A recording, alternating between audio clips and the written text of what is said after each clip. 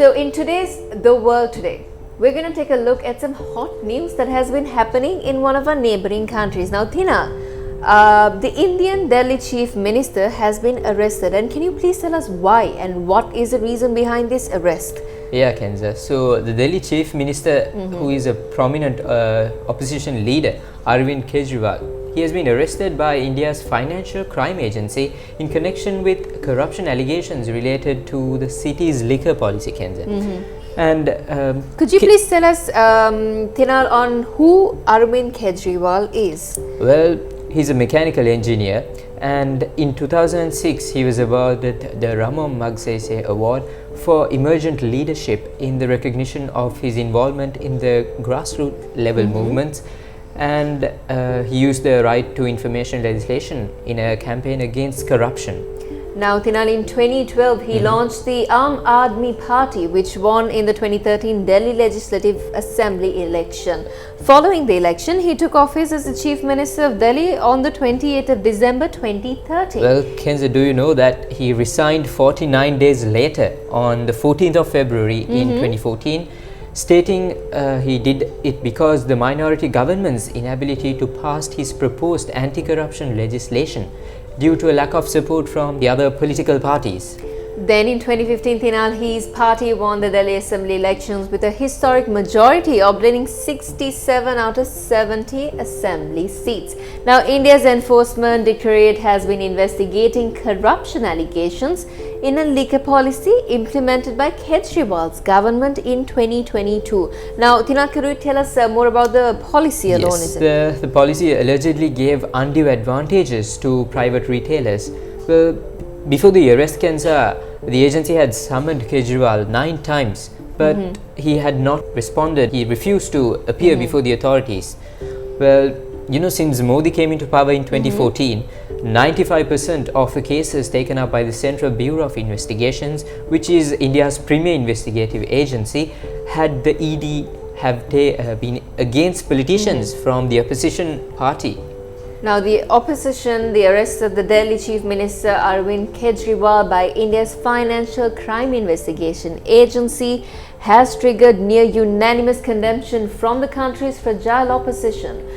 Some leaders are warning of people's revolution against Prime Minister Narendra Modi. This looks like a very systematic plan by the Bharatiya Janata Party to suppress the voice of one of the leaders of the India Alliance. What they are trying to do is probably arrest all leaders of the India Alliance, the opposition that is speaking in the Bharatiya Janata Party, so that nobody is there during the election. Kejriwal's arrest weeks before the first round of India's mammoth 7-phase national elections comes on the heels of similar arrest of opposition leaders by law enforcement agencies.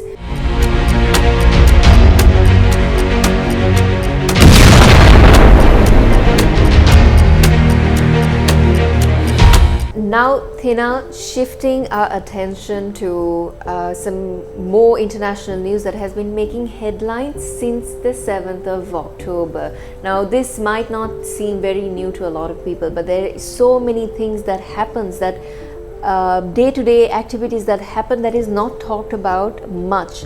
When it comes to war, war in any country, there are certain international humanitarian law which needs to be followed. Now, according to the international humanitarian law, which is the branch of the international law that seeks to impose limits on the destruction and suffering caused by armed conflict, it has few principles. Starting off, now when it comes to war, there are certain things that need to be followed. Starting off with the principle of humanity, and then we move on to principle of distinction between civilians and combatants, and principle of proportionality, and finally principle of military necessity. Now, Tinal, according to the UNICEF, more than 600,000 children are trapped in Rafah alone with nowhere safe to go. Their homes have been destroyed, their families have been torn apart.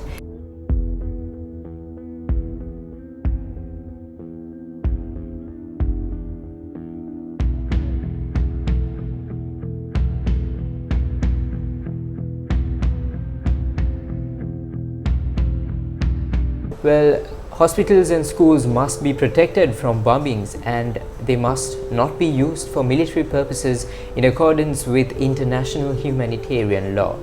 Kinza, what's the latest from Gaza?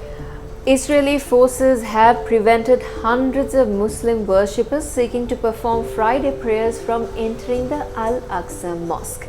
According to foreign media, now witnesses told foreign media that troops greatly intensified their military presence in the vicinity of the Qalandia and Zaytun and Bethlehem checkpoints, which are the three checkpoints that people from the Palestinians can enter to the Al-Aqsa Mosque, and which the mosque, the Al-Aqsa Mosque, which is also a holy place for Muslims. Now, the Israeli forces reportedly returned hundreds of worshippers from these checkpoints, claiming they did not have the necessary permits.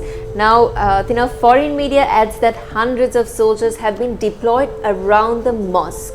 Israel restricted the entry of Palestinians and Muslim Israelis to the mosque in the holy Islamic month of Ramadan, where most Muslims seek to pray at the mosque.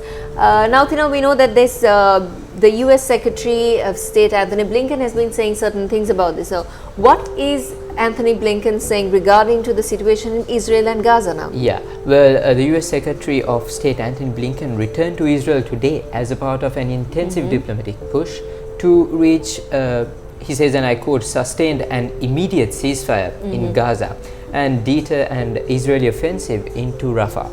Well, the stop in Tel Aviv caps Blinken's sixth round of shuttle diplomacy in the region since the deadly attacks on the 7th of October.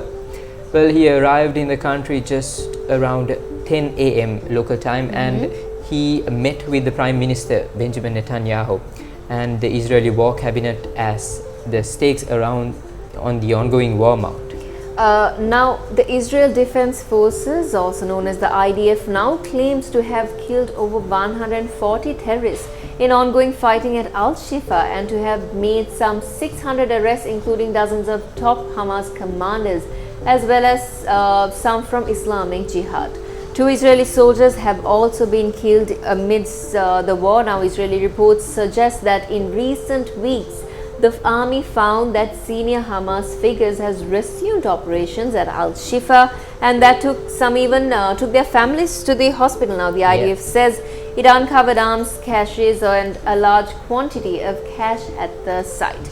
Now, Hamas has denied that its fighters were based there and claims that those killed were wounded and patients and displaced people. So that brings us to the end of the world today for this evening. Stay tuned for Newsfirst for more.